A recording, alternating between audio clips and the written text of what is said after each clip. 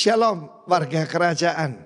Nah, masih dalam suasana perayaan kebangkitan, bukan Easter ya, bukan cari telur ya, tapi kebangkitan Tuhan Yesus. Kalau sudah melihat gambar di belakang ini ada satu yang kurang cocok, yaitu batu penutup kubur.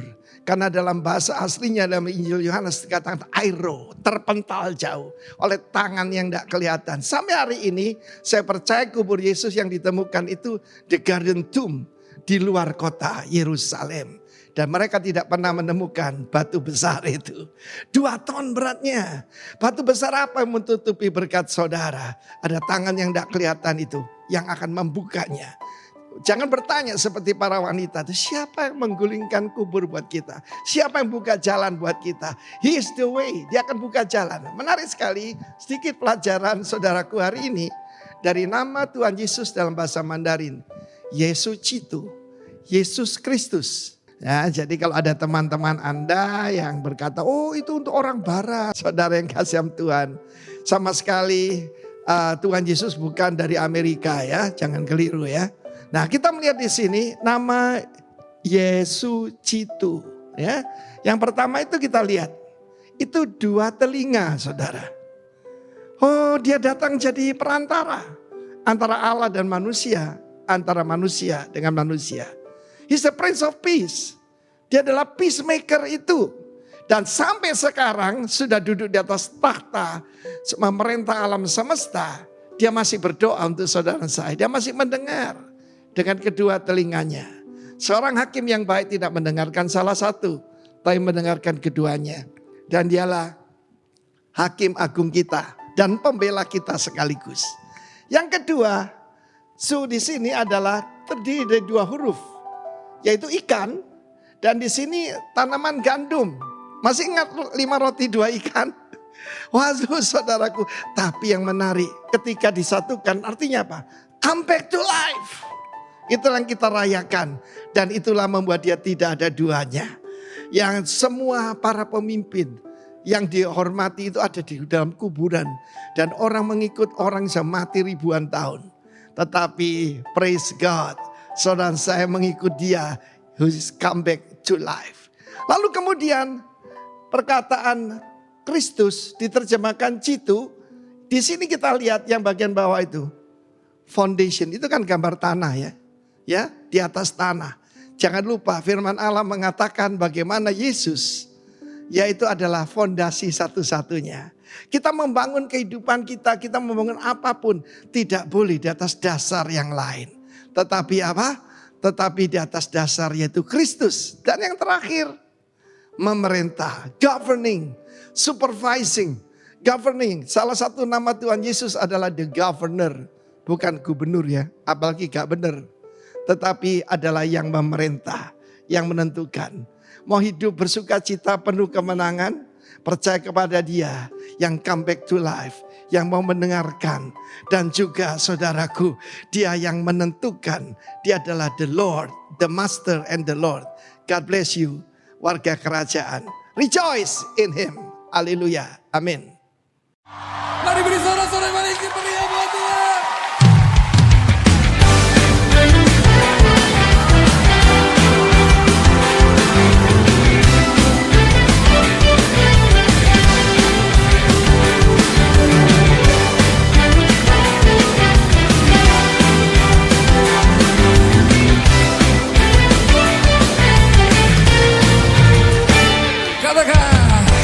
Kau Tuhan yang mulia, turun ke dunia untuk tebus segala dosa. Kau beri keselamatan, beri kesempatan, kasih-Mu mengubahkan.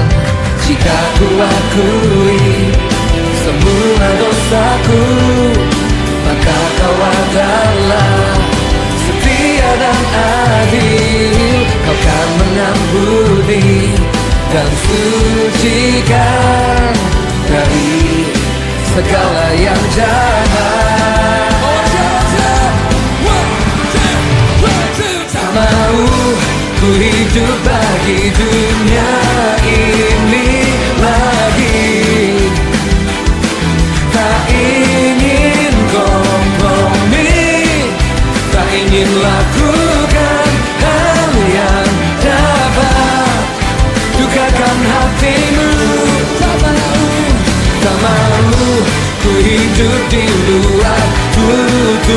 kata firman-Mu yang telah bebaskanku. Yesus, kebenaran-Mu adalah pilihanku.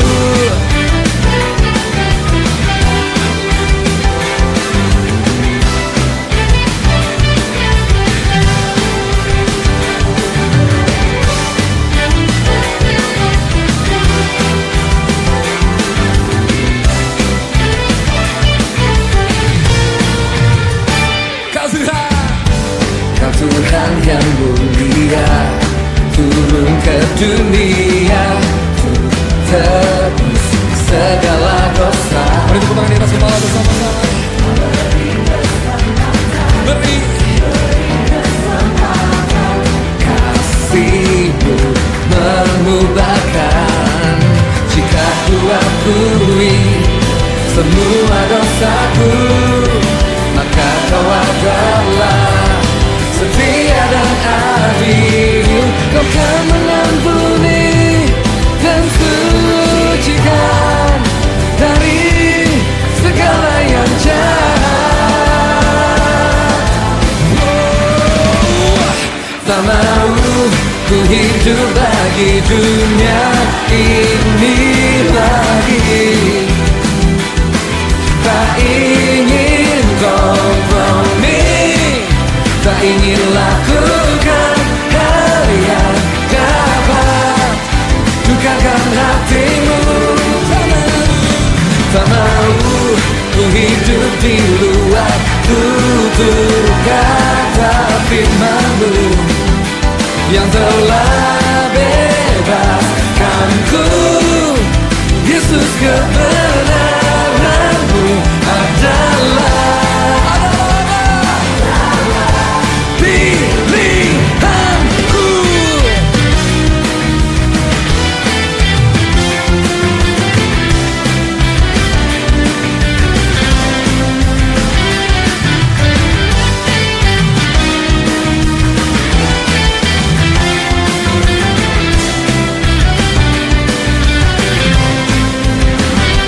Tak mau ku hidup bagi dunia ini lagi.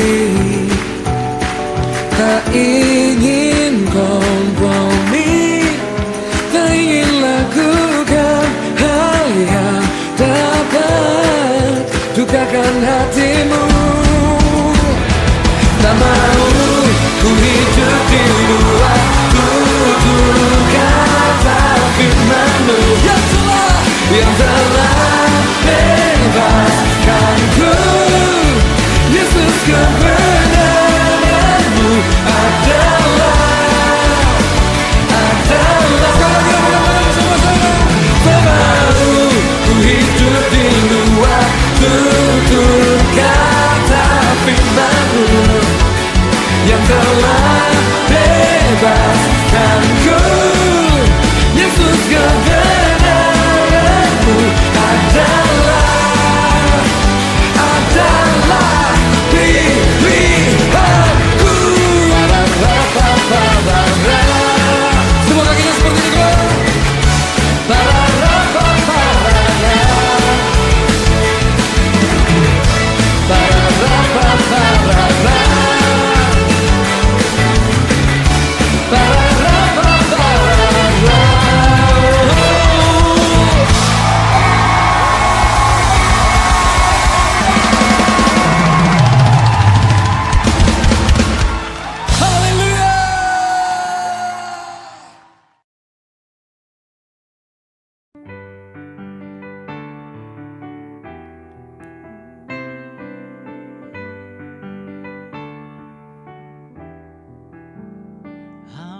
closer now on the highway through the darkest night.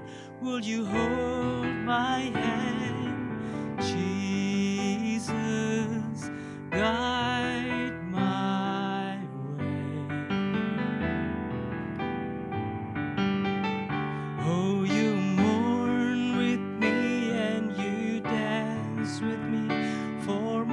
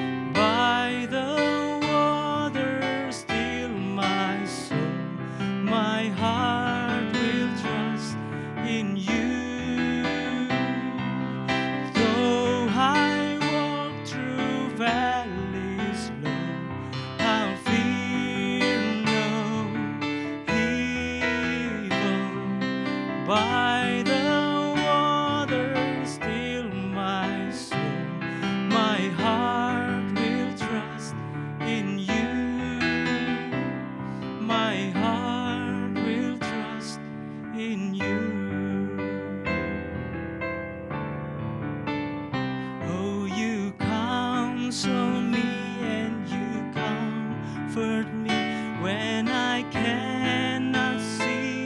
You light my path, though I walk through valleys low. I'll fear no evil. By the waters still my soul, my heart will trust in you. Though I walk through valleys low, I'll fear no evil. By the waters still my soul, my heart will trust in you. My heart will trust in you. My heart will trust in you. My heart will trust in you.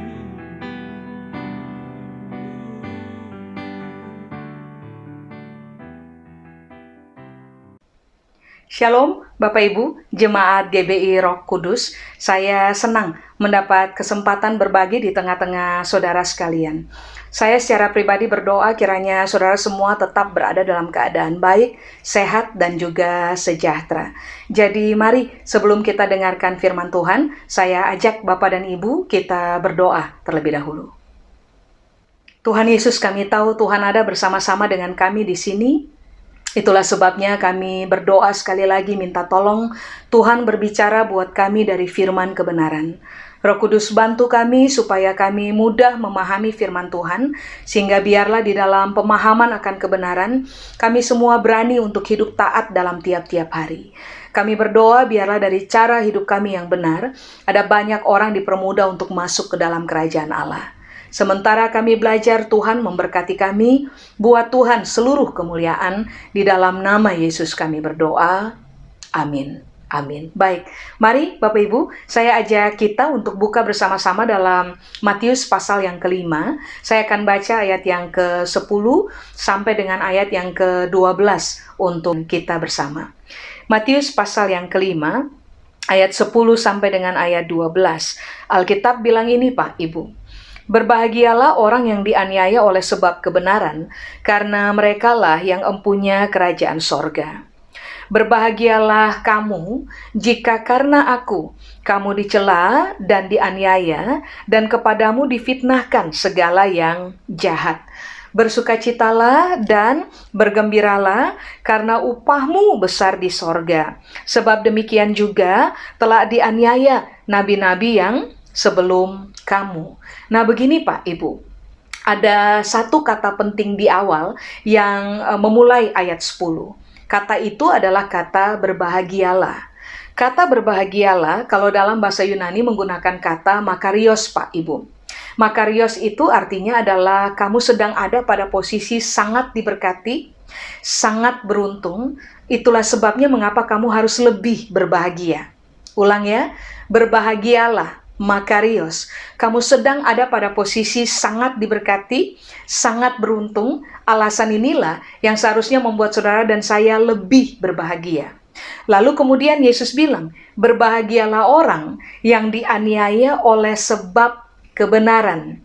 Garis bawahi Pak Ibu, kita tidak dianiaya karena kita punya dosa. Kita tidak sedang dianiaya karena kita melakukan kesalahan atau pelanggaran. Tapi ini yang Yesus ajar. Kamu perlu merasa bahwa begini, kamu sedang sangat diberkati, sangat beruntung. Kamu perlu ada pada posisi lebih berbahagia apabila oleh karena kamu mengerjakan apa yang benar, yang terjadi adalah kemudian kamu dianiaya. Begini Pak Ibu. Kata kebenaran di situ, bahasa Yunani menggunakan kata dikaiosine. Dikaiosine itu artinya adalah begini, kepemilikan kebenaran dalam kelakuan atau karakter. Berarti Alkitab lagi bilang, kalau kamu punya tindakan, kelakuan, karakter kamu itu adalah karakter yang dipenuhi, tindakan yang dipenuhi oleh kebenaran, lalu ternyata kamu dianiaya, maka berbahagialah. kebenaran atau dikaiosine, pengertian yang berikutnya adalah keadaan diri sebagaimana seharusnya. Jadi Alkitab ajar, saudara dan saya harus hidup di dalam kebenaran, karena itu adalah sebagaimana seharusnya kita hidup. Waktu saudara dan saya sebagaimana seharusnya hidup di dalam kebenaran, dan ternyata kita dianiaya, Alkitab bilang, berbahagialah, dikaiosinai. Atau kebenaran, artinya adalah sebuah kondisi yang sangat disetujui dan sangat diterima oleh Tuhan. Berarti Alkitab bilang, waktu saudara dan saya hidup dalam pelanggaran atau hidup dalam kesalahan, saudara dan saya tidak sedang hidup sesuai dengan persetujuan Tuhan, saudara dan saya sedang tidak hidup sebagaimana sebuah kehidupan yang dapat diterima oleh Tuhan. Berarti Alkitab bilang, Tuhan hanya menyetujui dan Tuhan hanya dapat menerima sebuah pola hidup atau cara hidup waktu saudara dan saya memutuskan untuk hidup sebagaimana seharusnya kita hidup, yaitu di dalam kebenaran. Waktu kita melakukan hal ini, Pak, Ibu, hidup di dalam kebenaran, dan ternyata kita dianiaya, Alkitab bilang, berbahagialah.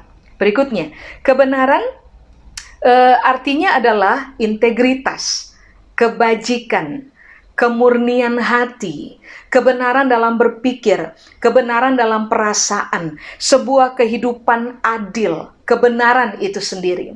Berarti Alkitab bilang, waktu saudara dan saya hidup dalam integritas, berupaya hidup begitu rupa dengan hati nurani yang murni, kita melatih diri kita untuk mengerjakan apa yang baik terhadap semua orang, lalu kita memutuskan untuk tiap-tiap hari jaga pikiran kita supaya tetap benar, jaga perasaan yang berkembang di dalam diri kita supaya tetap benar, melatih diri tiap hari untuk hidup di dalam keadilan.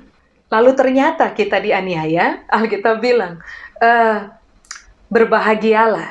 Nah sekarang mari kita lihat dulu apa yang dimaksud dengan kata dianiaya. Kata dianiaya di situ, Bapak Ibu, dalam bahasa Yunani menggunakan kata dioko. Dianiaya atau dioko, itu arti yang pertama adalah dibuat menderita. Arti yang kedua adalah dianiaya. Arti yang ketiga adalah ditekan begitu rupa. Tapi ini yang saudara dan saya harus perhatikan. Sebab waktu Alkitab menggunakan kata dioko, ditekan begitu rupa, hasil dari ditekan begitu rupa adalah siapapun yang ditekan itu akan bergerak maju. Berarti Alkitab lagi menegaskan bahwa waktu saudara dan saya dianiaya, maka hal yang oleh karena kita mengerjakan apa yang benar, maka hal yang akan terjadi dalam kehidupan saudara dan saya adalah kita tidak akan mundur, kita tidak akan mengalami keadaan stagnant, tapi yang terjadi adalah saudara dan saya akan ditemukan sebagai orang-orang yang, ini yang Alkitab bilang, press forward. Justru karena kita ditekan, kita moving forward, kita bergerak maju. Lalu berikutnya, kata dioko atau dianiaya, pengertian yang berikutnya adalah sebuah keadaan di mana saudara dan saya dilecehkan karena kita mengerjakan apa yang benar. Nah, kalau ditanya begini, kenapa kita mengerjakan apa yang benar, lalu kemudian kita dianiaya, dan Yesus bilang, kamu sedang ada pada posisi diberkati dengan hebat oleh Tuhan. Kamu sedang ada pada posisi sedang beruntung. Makanya kamu harus lebih berbahagia. Sebab ternyata ini yang Alkitab bilang. Satu, waktu kamu dianiaya oleh karena kamu mengerjakan apa yang benar, kamu akan ada pada posisi bergerak maju.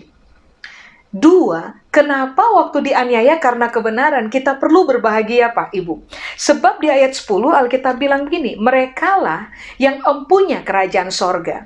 Semua kita tahu, kerajaan sorga bahasa Yunani menggunakan kata basileia.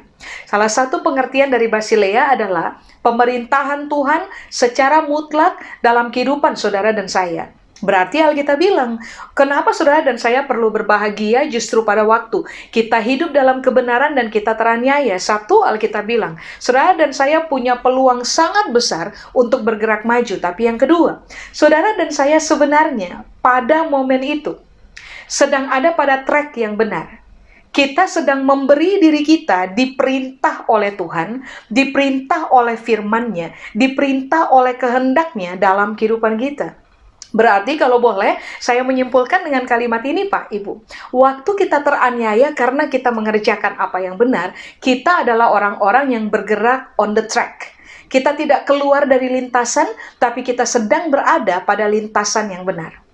Karena alasan ini seharusnya saudara dan saya justru waktu kita mengerjakan apa yang benar, lalu kita teraniaya, kita perlu merasa berbahagia, mengembangkan keyakinan, saya berbahagia. Saya beruntung, saya sedang sangat diberkati, sebab setelah kisah ini, saya akan bergerak maju.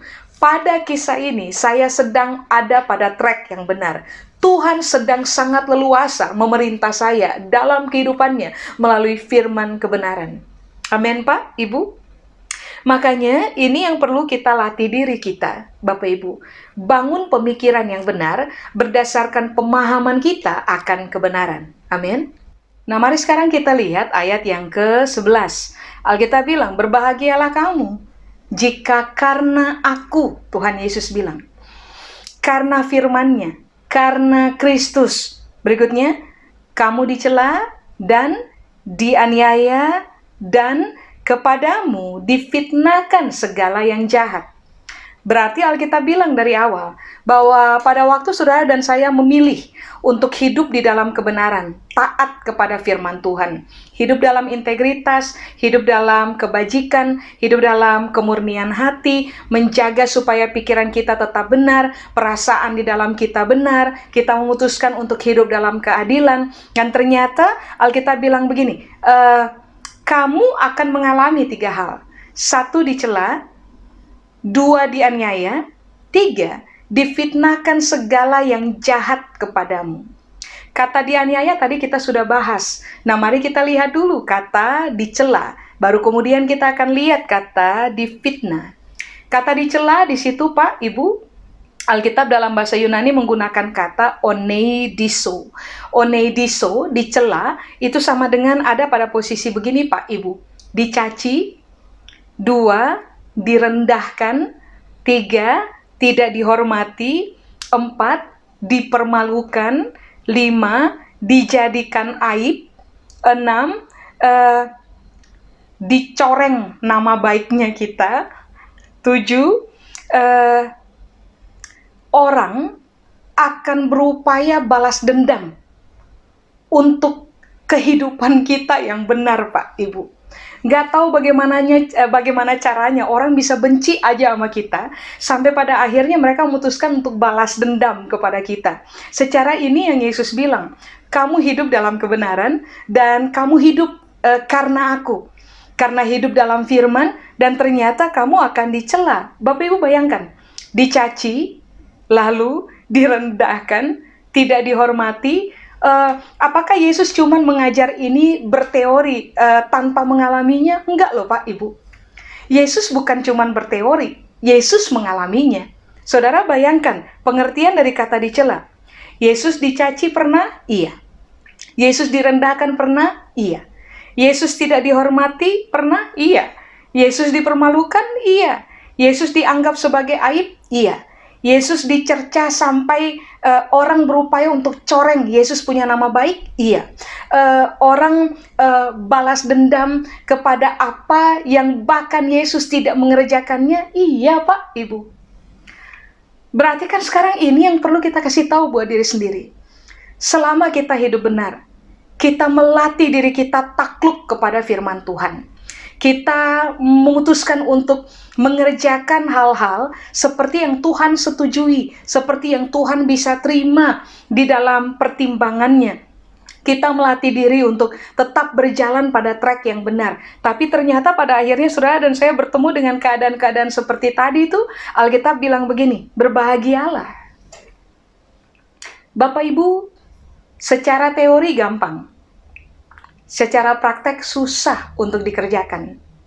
Tetapi dari awal Yesus sudah bilang, kalau kamu mengalami keadaan dianiaya dan dicela, justru waktu kamu hidup benar, memutuskan hidup benar, hidup dalam integritas, mengerjakan apa yang baik kepada semua orang, melatih pikiran benar, melatih perasaan benar, tetap mempertahankan hati nurani yang murni di hadapan Tuhan dan juga di hadapan manusia, lalu kita memutuskan untuk belajar tiap hari hidup di dalam keadilan, tapi ternyata kita masih juga dianiaya, kita masih juga dicela. Maka ini yang Alkitab bilang, berbahagialah. Satu, apa tadi?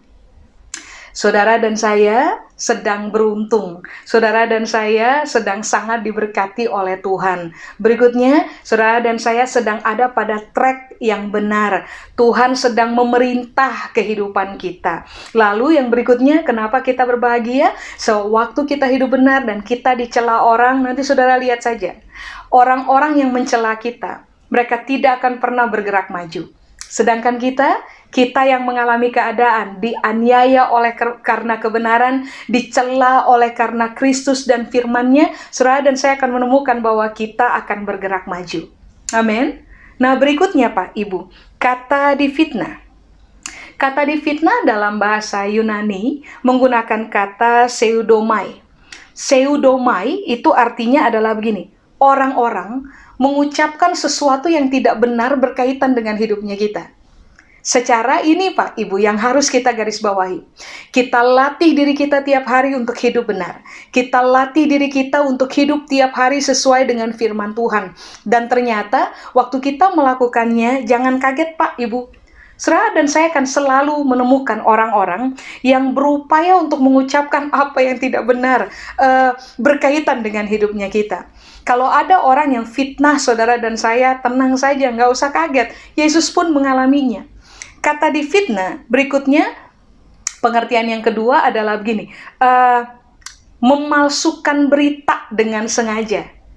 Kita bikin A, tapi orang memalsukan berita A, mengubahnya menjadi B, dan mereka kerjakan dengan sengaja.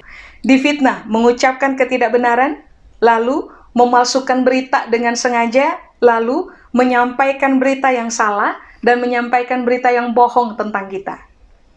Bapak Ibu, Yesus mengalaminya. Dia tidak bikin salah, tapi berita yang tersebar tentang dia adalah berita yang bohong, berita yang palsu, berita yang tidak berkaitan dengan kebenaran sama sekali, dan itu disengaja oleh orang-orang yang memberitakan. Waktu saudara dan saya mengalaminya, ingat ini baik. Seorang murid tidak akan lebih dari gurunya. Apabila Kristus mengalami keadaan hidup di dalam kebenaran, lalu dia dianiaya, dia dicela, dan dia difitnah, maka kalau toh saudara dan saya memutuskan untuk hidup benar, menjauhkan diri dari dosa dan pelanggaran, lalu ternyata saudara dan saya harus berhadapan dengan 3 hal tersebut, dianiaya, dicela, difitnahkan segala yang jahat tentang kita, Alkitab bilang, berbahagialah. Amin. Sebab kita sedang ada pada track yang benar. Sebab kita sedang memposisikan diri kita diperintah secara mutlak oleh Tuhan. Sebab setelah kisah ini, saudara dan saya akan ditemukan sebagai orang-orang yang moving forward. Justru bergerak maju. Semakin kita ditekan, kita akan semakin bergerak maju. Amin. Bapak Ibu, coba, mari saya ajak Bapak dan Ibu untuk buka dengan saya dalam Daniel pasal 9 ayat 26. Daniel pasal 9 ayat 26. Alkitab bilang begini, sesudah ke-62 kali 7 masa itu, akan disingkirkan, garis bawahi, seorang yang telah diurapi, padahal tidak ada salahnya apa-apa. Maka datanglah rakyat, seorang raja memusnahkan kota dan tempat kudus itu.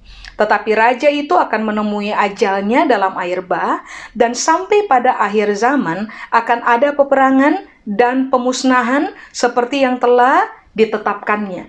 Kalau saudara baca Alkitab bahasa Inggrisnya, saudara akan menemukan kalimat begini, seorang yang telah diurapi itu menggunakan kata Mesias, Mesias. Jadi ayat ini sedang menjelaskan tentang Mesias, Kristus sendiri.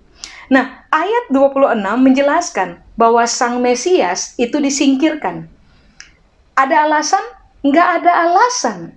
Karena Alkitab bilang, dia disingkirkan padahal dia nggak salah apa-apa. Pernahkah saudara dan saya mengalami hal yang sama, disingkirkan padahal kita nggak bikin salah apa-apa? Begini Pak, Ibu, kata disingkirkan di situ, bahasa Ibrani menggunakan kata karat. Karat atau disingkirkan artinya adalah dihancurkan, diturunkan, dieliminasi, dibuat gagal, dibuat kalah, dibunuh, dibinasakan. Coba, ayat 26 tadi Alkitab bilang apa? Apakah karena Yesus bikin salah? Apakah karena Yesus bikin pelanggaran? Tidak. Alkitab bilang, dia disingkirkan padahal tidak ada salahnya apa-apa. Nah, ini kan sudah dikatakan, tertulis dalam kitab Daniel. Yang kemudian dalam pergantian waktu yang begitu lama, pada akhirnya apa yang dikatakan oleh Daniel atau ditulis di dalam kitab Daniel, itu dialami oleh Kristus sendiri. Kristus tahu betul bahwa dia oleh karena hidup dalam kebenaran, oleh karena takluk kepada firman Allah, akan berhadapan dengan 3 hal itu, dianiaya, dicela, dan difitnah. Makanya dia mengajarkan kepada murid-muridnya, dan dia juga mengajarkan kepada saudara dan saya hari ini bahwa kita perlu berbahagia. Nggak usah marah-marah, nggak usah kecewa kepada orang, nggak usah kecewa kepada lingkungan, keadaan, bahkan nggak usah kecewa kepada Tuhan. Sebab kita tahu, apa yang kita alami, itu akan mempertemukan saudara dan saya dengan sebuah keadaan di mana kita sedang ada pada track yang benar, kita sedang menjadi orang-orang yang sangat rela diperintah oleh Tuhan secara mutlak, dan saudara dan saya akan menemukan diri kita bergerak maju. Amin. Nah, ayat 11, Alkitab tadi bilang, berbahagialah kamu jika karena aku kamu dicela dan kamu dianiaya dan kepadamu difitnahkan segala yang jahat. Kita sudah bahas itu. Sekarang ayat 12 Alkitab bilang, berbahagialah, diulang lagi Pak Ibu, dan bergembiralah karena upahmu besar di sorga. Sebab demikian juga telah dianiaya nabi-nabi yang sebelum kamu. Nah, Yesus ulang sekali lagi kalimat itu. Bergembiralah, bersukacitalah. Tapi di ayat 12 ada hal penting. Alasan kenapa saudara dan saya perlu berbahagia, perlu bergembira. Rupa-rupanya di ayat 12 ini yang Yesus bilang, kamu akan terima upah. Apakah upah? Dalam bahasa Yunani, upah sama dengan mistos, Pak Ibu. Mistos itu artinya adalah pembayaran untuk layanan. Berarti kan ini yang Tuhan sedang ajarkan buat kita, Pak Ibu. Bahwa ternyata hidup di dalam kebenaran, hidup di dalam firman Allah adalah sebuah bentuk pelayanan kita kepada Tuhan. Saudara dan saya berkelakuan benar. Kita mengerjakan tindakan-tindakan yang disetujui dan dapat diterima oleh Tuhan. Saudara dan saya hidup dalam integritas, kita mengerjakan apa yang baik kepada semua orang, kita melatih diri kita untuk hidup dengan hati nurani yang murni, kita jaga pikiran kita untuk tetap berpikir benar, kita jaga perasaan kita supaya perasaan kita tetap takluk kepada kebenaran, kita hidup di dalam keadilan, kita hidup dalam track yang benar, kita memberi diri kita diperintah oleh Tuhan. Tahukah saudara bahwa itu adalah sebuah bentuk pelayanan di mata Tuhan? Saudara dan saya tidak hanya dikenal sebagai orang-orang yang melayani Tuhan di atas mimbar, Pak Ibu. Tidak hanya dikenal sebagai pelayan Tuhan waktu kita terima tamu jadi usher di gereja, enggak loh Pak Ibu. Ada pelayanan yang jauh lebih tinggi yang Alkitab bilang ini, kamu akan terima bayaran karena layanan itu. Rupa-rupanya layanan yang dimaksud adalah, pelayanan yang dimaksud adalah waktu kamu hidup di dalam kebenaran dan ternyata kamu dianiaya, kamu dicela, kamu difitnah, segala yang jahat. Nah, Kristus adalah teladan buat saudara dan saya. Dia tidak bikin salah, tapi dia dianiaya. Dia tidak bikin salah, tapi dia dicela. Dia tidak bikin salah, tapi dia difitnahkan segala yang jahat. Dan apa yang Yesus kerjakan merupakan bentuk pelayanan yang kemudian membuat dia menerima reward. Nah, waktu saudara dan saya melakukan hal yang sama, saudara dan saya sebenarnya sedang memposisikan diri kita sebagai pelayan-pelayan Kristus. Sebagai orang-orang yang sedang melayani kehendak Tuhan dalam kehidupan kita. Untuk alasan ini, Alkitab bilang, kamu perlu bergembira, kamu perlu berbahagia, karena kamu akan terima bayaran dari Tuhan. Amin. Bapak Ibu, Filipi pasal 2 menjelaskan ini kepada kita. Kepada Kristus dikaruniakan nama di atas segala nama. Tidak ada kuasa dimanapun, di langit, di bumi, di bawah bumi, yang bisa mengalahkan Kristus. Kristus menerima rewardnya setelah begini. Dia hidup dalam kebenaran, dia takluk kepada kehendak Bapaknya, dia takluk kepada firman Allah, dan ternyata dia harus berhadapan dengan kondisi dicela, dianiaya, kemudian difitnahkan segala yang jahat kepadanya. Kenapa dia bilang, berbahagialah kamu, bergembiralah kamu sedang ada pada posisi sangat diberkati, sangat beruntung, berbahagialah karena kamu akan terima balasan, kamu akan terima bayaran dari Tuhan karena kamu sudah melayani Dia. Amin. Begini, kata upah atau mistos. Pengertian yang berikutnya adalah hadiah atau upah atau pahala karena sudah melakukan kerja keras atau bahkan sudah melakukan perbuatan baik sejalan dengan standar Tuhan. Berarti ini yang Alkitab bilang, Pak Ibu. Waktu saudara dan saya nggak bikin salah, Pak Ibu. Kita latih hidup kita, hidup di dalam kebenaran. Mengerjakan apa yang firman Tuhan ajarkan kepada kita. Lalu saudara dan saya harus berhadapan dengan aniaya, dicela, difitnahkan segala yang jahat. Tahukah saudara bahwa Tuhan menghitungnya sebagai 1, pelayanan, 2, perbuatan baik, 3, kerja keras. Nah, untuk 3 alasan ini Yesus bilang, kamu akan terima bayaran dari Bapa. Kamu akan terima hadiah. Kamu akan terima pahala dari Tuhan. Bapak Ibu, secara teori ini gampang untuk dikhotbahkan. Tetapi pada prakteknya, percayalah, saudara dan saya akan mengalami keadaan air mata yang terkuras sangat banyak. Bahasa saya, kita sampai berdarah-darah dalam kehidupan, Pak Ibu. Kita harus berhadapan dengan realita, apa ya Pak Ibu? Keki aja gitu. Bayangkan, kita udah bikin baik sama orang, kita berupaya hidup dengan hati nurani yang murni, kita bertahan dalam integritas, kita memutuskan untuk jaga isi pemikiran kita, jaga perasaan kita, latih diri kita, one day at a time untuk hidup dalam keadilan, dan ternyata masih juga dicela, masih juga difitnah, masih juga dianiaya. Tahap awal yang akan saudara dan saya alami adalah keki aja Pak Ibu. Kurang apa coba?